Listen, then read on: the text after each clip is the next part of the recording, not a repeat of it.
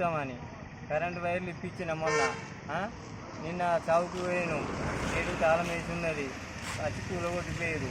మధ్యాహ్నం సుధా ఏం లేదు, పక్క వాళ్ళు ఫోన్ చేసారు, ఆ రెస్పాన్స్ సుధా లేదు, దౌర్జన్యంగా కూలగొట్టిపోయారు.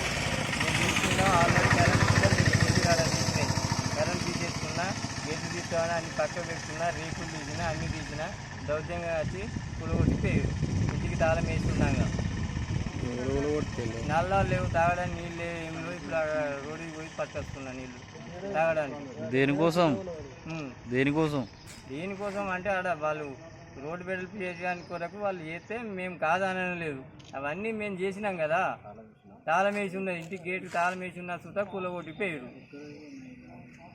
ఒక్క 24 గంటలనే అయిపోయింది ఈ రోడ్డు పని. మేము లేని చూసి దౌర్జన్యంగా కూలగొట్టిపోయారు. సాగు వచ్చేవరకు ఇంటికి నీళ్ళు లేవు, గోడ గూడ కొట్టిపోయారు. అని మొత్తం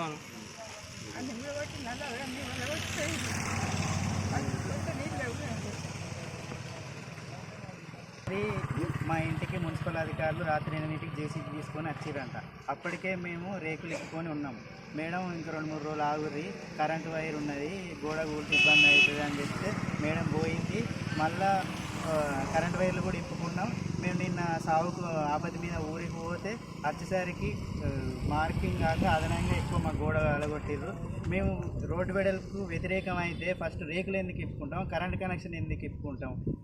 మేము లేని చూసి దౌర్జన్యంగా తాళం వేసిన ఇల్లుకు దొంగలు పడ్డట్టు ఈ గోడ కూలగొట్టిర్రు. రేపు దాని అమూల్యమైన వస్తువులు ఉంటాయి, ఇంకేదన్నా ఉంటాయి, దాని బాధ్యులు ఎవరు?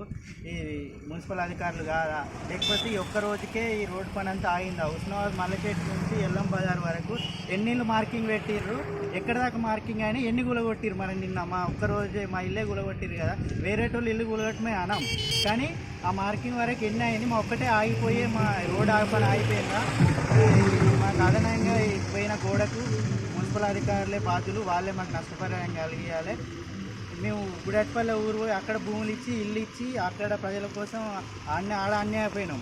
వచ్చి ఈడ బతికితే ఈడ ఇల్లు కూడా కొడతారు, మమ్మల్ని ఈడ బతుకమంటారు. మరి ఆయన ఇల్లు కూడా కొట్టుర్రి, ఆయన ఇల్లు కూడా కొట్టుర్రి, లేకపోతే నగర పంచాయతీలో అనాథ రాష్ట్రంలో పారేయ్యి మమ్మల్ని. ఇక ఇంకొకడికి పోతే మళ్ళీ ఇంకో రోడ్ అనో ప్రాజెక్ట్ అనో గ్లాస్ బ్రిడ్జ్లు అనో మళ్ళీ కూడా కొట్టుర్రి.